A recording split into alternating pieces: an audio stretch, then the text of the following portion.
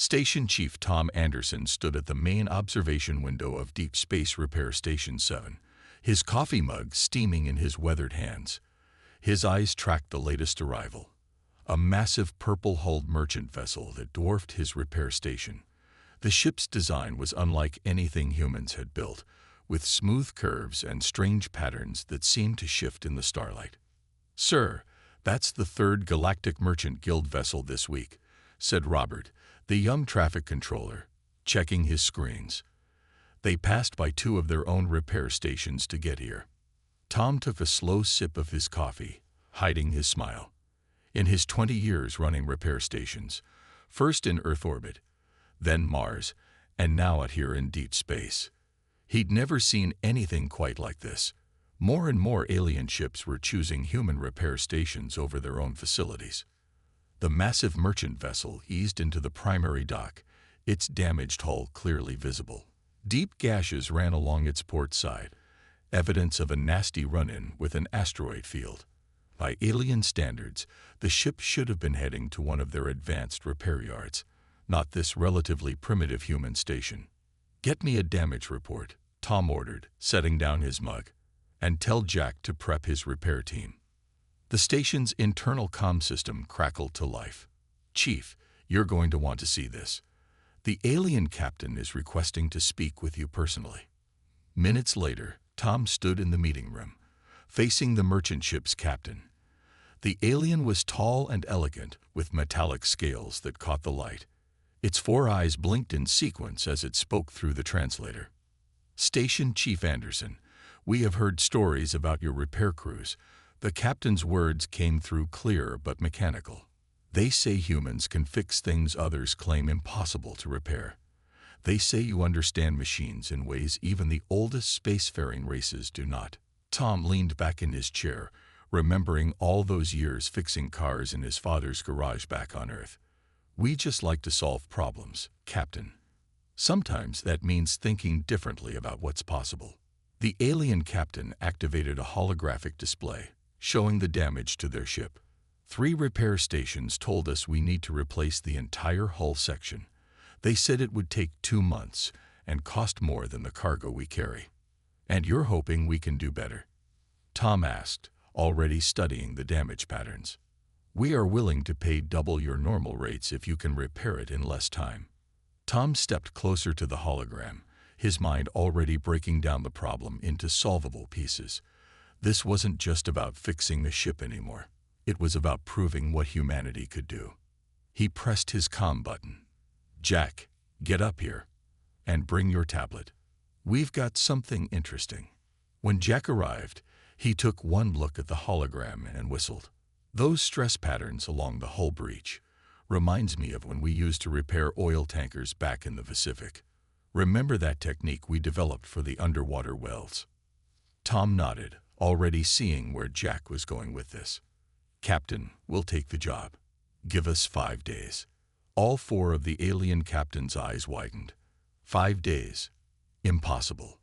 The molecular reconstruction alone. "We won't need to reconstruct anything," Tom interrupted. "We're going to repair it. Old school. Earth style." As the captain left the meeting room, Robert's voice came over the comm again. "Sir, you're going to want to see this. We've got 4 more alien ships requesting permission to dock. They're all asking specifically for human repairs." Tom walked back to the observation window, watching as more ships appeared from deep space, their hulls glinting in the starlight. Something was changing out here, something big. Humanity had struggled to prove itself among the older spacefaring races, always seen as newcomers, barely out of their planetary cradle. But maybe they had something to teach the galaxy after all.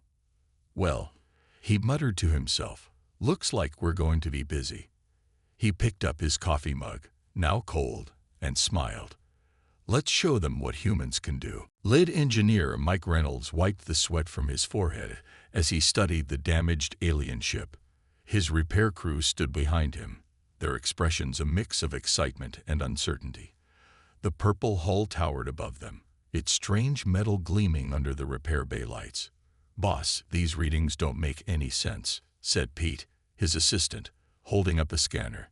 The alien metal is, well, it's doing things our tools can't understand.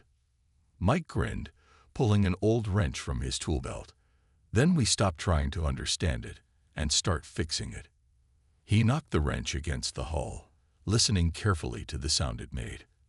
20 years of fixing everything from submarines to spaceships had taught him that sometimes the simplest methods worked best. The alien captain approached, its metallic scales reflecting the bright repair bay lights. Engineer Reynolds, our sensors indicate you are using primitive tools. The translator made the alien's confusion clear. Sometimes the old ways are the best ways, Mike replied, still tapping along the hull. Your ship's telling me something interesting. Listen. He tapped again, and the sound changed slightly. Hear that? The damage isn't just on the surface. It's creating stress patterns inside the hull. The alien crew gathered around, their translator devices buzzing as they spoke among themselves. One of them stepped forward, holding up a holographic display. Our analysis suggests complete replacement is the only option. The molecular bonds air. Mike held up his hand. Watch this. He turned to his crew. Pete, remember that technique we used on the underwater oil pipes back on Earth? Get me the ultrasonic resonator and some of that new welding compound we developed last month. Pete's eyes lit up. The one we made from Earth metals and that weird space rock. But boss, we haven't tested it on alien materials yet. No time like the present, Mike said, already climbing up the repair scaffold. Sometimes you've got to trust your gut. The next few hours were a blur of activity. Mike's crew worked with the precision of a well-oiled machine, using techniques that made the alien observers nervously check their translation devices to make sure they were understanding correctly. They weren't just fixing the hull, they were improving it. See, the trick isn't to think of it as alien technology, Mike explained as he guided a younger crew member through a repair. Metal is metal. Forces are forces. The physics might be advanced, but the principles are the same everywhere in the universe. The alien captain watched in amazement as the human crew combined their primitive Earth techniques with creative applications of advanced materials. They weren't following any standard procedure. They were adapting, improvising, and solving problems in ways the alien repair manuals had never considered. This is unprecedented, the captain said, all four eyes fixed on the rapidly progressing repairs. You are not replacing parts. You are not following protocols. Yet somehow, we're fixing it, Mike finished, sliding down from the scaffold. Better than new, actually. That patch we put in, it's stronger than the original hull. We reinforced it using a technique we learned from studying Earth sea creatures, the way shellfish repair their shells. The alien crew's translator devices buzzed with excited conversation. One of them approached Mike with what looked like a data tablet. Engineer Reynolds, would you be willing to document your repair methods? Our guild would be very interested in learning these unconventional techniques. Mike looked at the tablet, then at his crew, who were already starting on another section of the hull. Tell you what, instead of reading about it, why don't you grab some tools and join us? Best way to learn is by doing. To everyone's surprise, the alien crew member did just that. Soon, human and alien engineers worked side by side, sharing knowledge and discovering new ways to combine their different approaches. By the end of the shift, the repairs were ahead of schedule, and word had spread through the station. The humans weren't just fixing ships. They were revolutionizing how repairs were done across the galaxy, one creative solution at a time. Not bad for a bunch of primitive tools, huh? Mike said to no one in particular, watching his mixed crew of humans and aliens work together. In space, it turned out, the best solutions came from combining the old with the new, the simple with the advanced, and being unafraid to try something different. Captain Blue stood at the bar of the Star Trader's Rest, a popular stop for spacecraft crews along the Orion trade route. His azure skin made him stand out among the diverse crowd of aliens, but today that's exactly what he wanted. He had a story to tell. I'm telling you, Blue said to the gathered crowd, his translator making his excited clicks and whistles understandable to all. These humans fixed my ship's quantum drive with parts from their food synthesizers. Food synthesizers. The best repair yards in the Centauri system said it couldn't be done. The bar's patrons leaned in closer. Some looked skeptical, others curious. A large, rocky-skinned trader shuffled forward, his crystalline eyes glowing with interest. Impossible, the rocky trader rumbled. Quantum drives require specific molecular alignment. You cannot simply improvise. Blue laughed, pulling up a holographic image of his ship. That's what I thought too. But watch this. He zoomed in on the engine section. See these readings? Better than factory specifications. The humans didn't just repair it, they improved it. News spread through the bar like a solar flare. Ship captains and engineers pulled out their data pads, sharing similar stories. One captain had her hull repaired with a technique humans learned from studying Earth coral. Another had his navigation system fixed using principles from ancient Earth sailing ships. But how? Asked a young pilot, her antenna twitching with curiosity. Humans are barely space-capable by galactic standards. An old trader in the corner spoke up, his many eyes blinking thoughtfully. Perhaps that is exactly why they can do these things. They remember how to fix things without replacing them. They understand their machines in ways we have forgotten. Blue nodded enthusiastically. At the human repair station, I watched their lead engineer fix a plasma conduit by listening to its hum. Just listening.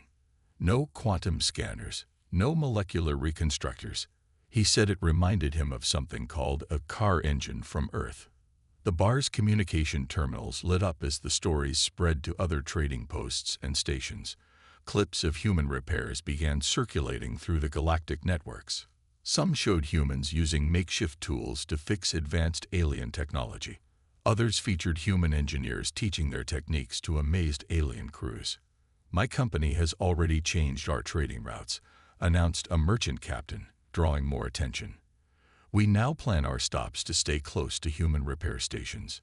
It costs less, repairs last longer, and they work faster than any other facility. The rocky trader still looked unconvinced, but their methods are so primitive. Primitive. Blue projected another image, this time of his ship's maintenance log. Look at these efficiency ratings.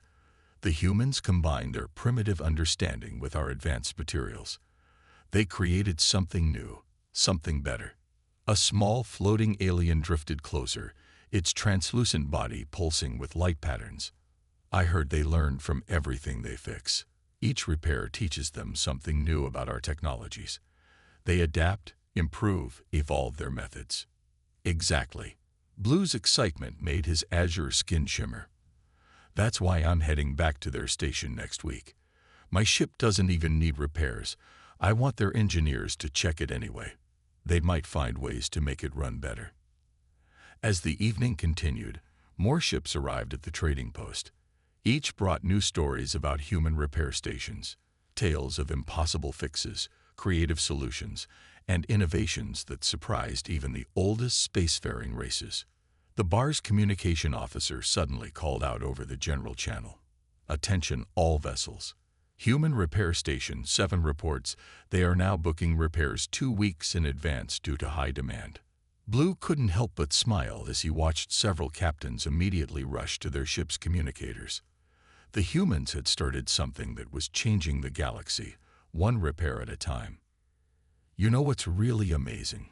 He said to the remaining crowd. They don't even realize how special their abilities are. To them, it's just what they do. Fixing things, solving problems, finding new ways to make things work better. As he left the bar that night, Blue heard the conversations continuing behind him, spreading through the stars like ripples in space.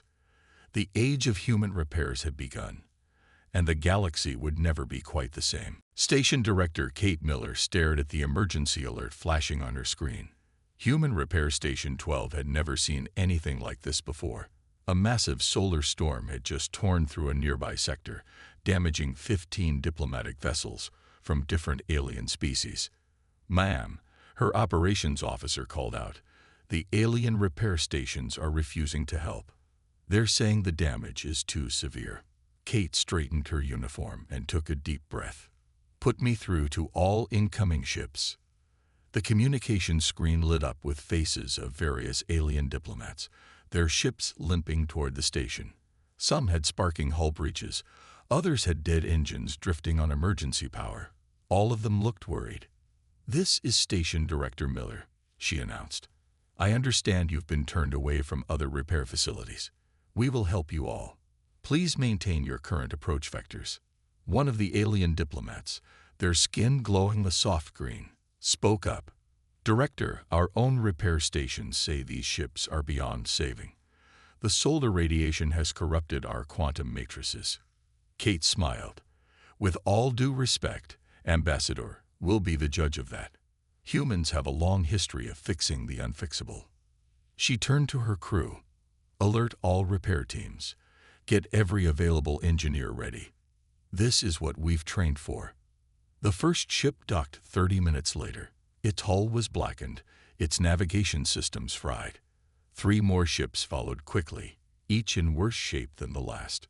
Soon, all 15 vessels surrounded the station like wounded stars. "Director," the chief engineer reported, "we've done initial scans. The damage, it's bad. Really bad. The alien stations weren't wrong about that. But can we fix them?" The engineer grinned. "Oh, we can fix them. It won't be pretty, and it definitely won't be by the book, but we can do it." Kate walked through the repair bays, watching her teams spring into action. In Bay 1, engineers were already adapting Earth-based radiation cleaning techniques to alien metals. In Bay 3, a team had rigged up a makeshift energy conduit using parts from the station's backup systems. "What you're doing is impossible," one of the alien ambassadors said, watching the humans work. "Our best repair yards said these ships would need to be scrapped." "Impossible is what humans do best," Kate replied.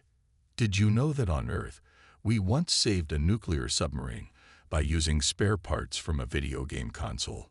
When you can't replace something, you learn to repair it. When you can't repair it, you learn to rebuild it." Hour after hour, the repair teams worked. They combined alien technology with human ingenuity. When standard tools failed, they made new ones. When parts weren't available, they adapted others to work instead.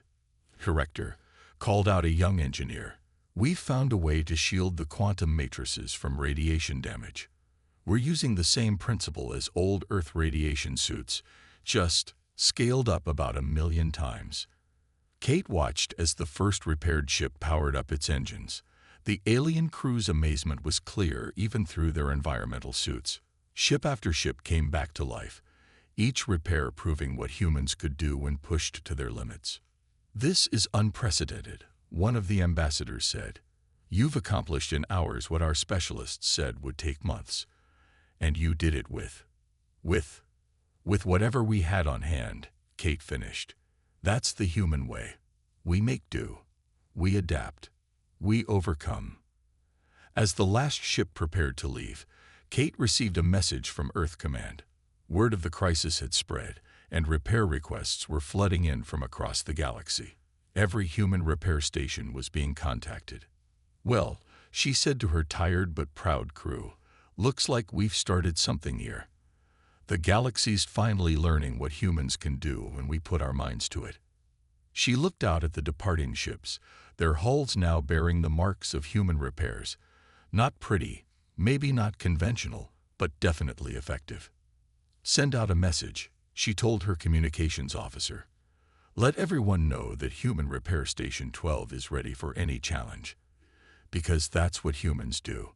We fix things, no matter how impossible it seems." The repair bay of Station 12 buzzed with activity as Chief Engineer Dan Walker moved between the damaged diplomatic vessels. Each ship presented a different challenge, and time was running out. The solar storm that had damaged them was moving closer, giving them less than 24 hours to complete all repairs. "All right, team," Dan called out to his engineers. Forget everything you know about standard procedures. Today we innovate. He stopped at the first ship, its hull crackling with residual energy. The alien metal seemed to shimmer and shift, refusing to stabilize enough for repairs. "This reminds me of something," Dan muttered, watching the energy patterns. He suddenly snapped his fingers. "Hey, Mark, remember that technique we used to repair underwater power cables back on Earth?" Mark's eyes lit up. "The rubber insulation method. But Chief, this is alien technology." "Principles are principles," Dan replied, already grabbing equipment. "If it works for ocean currents, it might work for space energy. We just need to scale it up." The human repair team quickly adapted their Earth-based knowledge. They created a temporary insulation field using modified spacesuit materials, allowing them to work on the unstable hull. The alien crew watched in amazement as their supposedly irreparable ship began responding to the treatment. At the next ship, Linda, the materials specialist, faced a different problem. The solar storm had crystallized part of the alien vessel's outer layer. "Look at these patterns," she said, pointing to the damaged sections. "They're just like the frost patterns we used to see on airplane wings back home." Dan nodded. "So what would we do on Earth?" "We use de-icing techniques." But Linda paused, then grinned. "Actually, why not? The principles are similar, just at a molecular level instead of a frozen water level."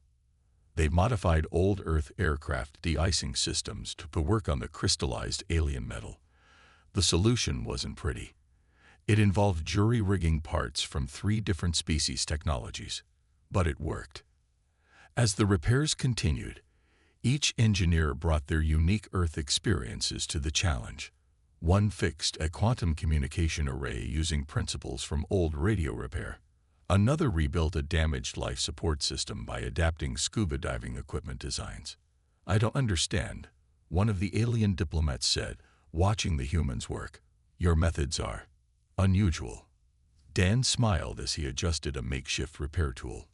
"On Earth, we learned to fix things with whatever we had. When you can't just replace parts, you learn to think differently." The biggest challenge came with the flagship of the diplomatic fleet. Its main drive was completely dead, the complex systems fried by the solar storm. The alien engineers had declared it a total loss. "This is impossible," the ship's engineer said through the translator. "The quantum matrix cannot be repaired without a full molecular reconstruction facility." Dan studied the drive system, remembering something from his past. "You know, this reminds me of when I used to repair old diesel engines in the Navy. Different technology, same basic problem. Energy isn't flowing right." He gathered his team for a brainstorming session. They combined their knowledge of Earth engines, alien technology, and pure human stubbornness. The solution they created shocked everyone.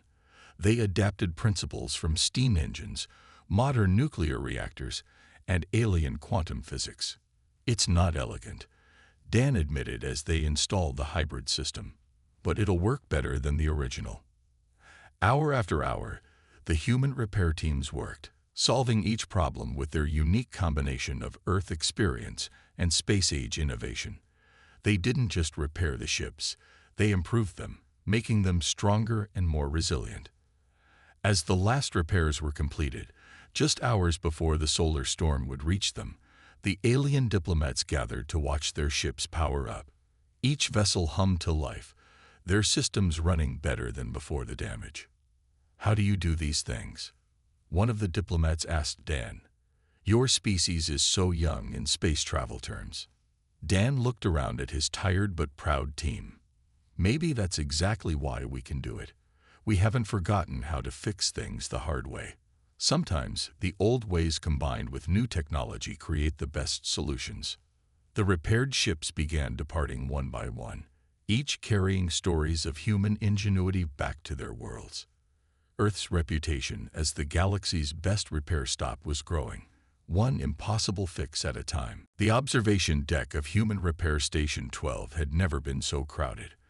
After the successful repair of the diplomatic fleet, Alien engineers from 20 different species had requested permission to stay and learn from the humans. Station Director Kate Miller had turned the crisis into an opportunity for sharing knowledge. Today, she announced to the mixed crowd of humans and aliens, "We start something new. We're not just fixing ships anymore. We're learning from each other." In Repair Bay 3, Rick Thompson, a veteran mechanic from Earth's old submarine yards, stood next to a tall alien engineer whose crystal-like body sparkled under the bay lights. "See, the trick isn't in the tools," Rick explained, tapping a damaged hull with his wrench. "It's in understanding how things work at the most basic level. Listen to that sound. The metal's telling us where it's weak." The alien engineer's crystals changed color in surprise. "But our scanners?" "Scanners are great," Rick interrupted with a smile. "But sometimes you need to feel the problem. Here, try it yourself."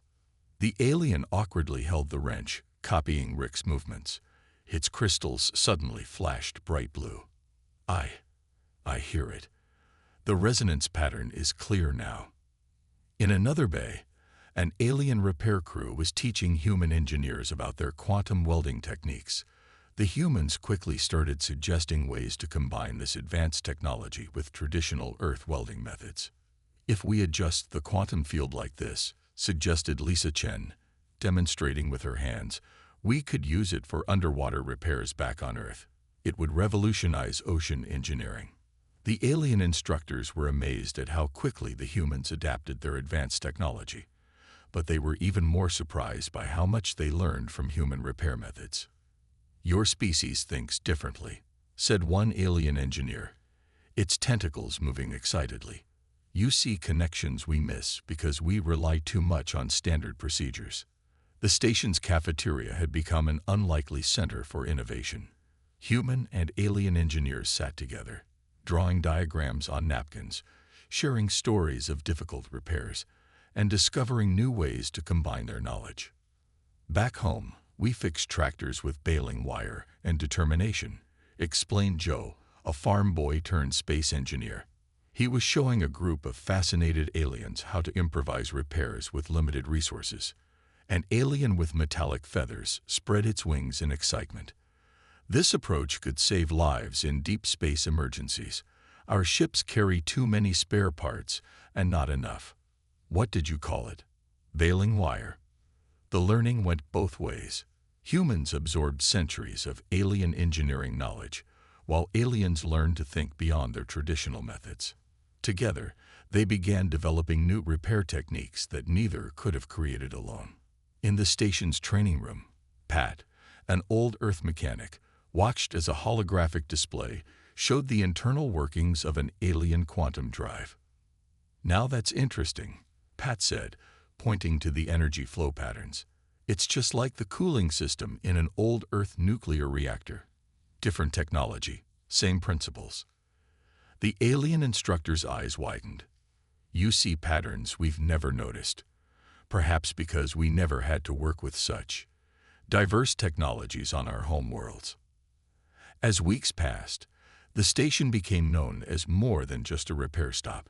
It was becoming a place where the galaxy's best engineers, human and alien alike, came to share knowledge and learn from each other. One evening, Kate found herself back on the observation deck, watching human and alien crews working together on a particularly challenging repair. "Did you ever imagine this?" asked Tom, her deputy director, joining her at the window. "Humans teaching quantum physics to thousand-year-old space civilizations, while they teach us about technologies we barely understand." Kate laughed. "Never. But that's what makes it so special." Below them, a young human apprentice was showing an alien engineer how to use a simple wrench, while nearby, an alien was teaching humans about molecular reconstruction techniques. The sight filled Kate with pride. "We're not just fixing ships anymore," she said. "We're building bridges between worlds, one repair at a time."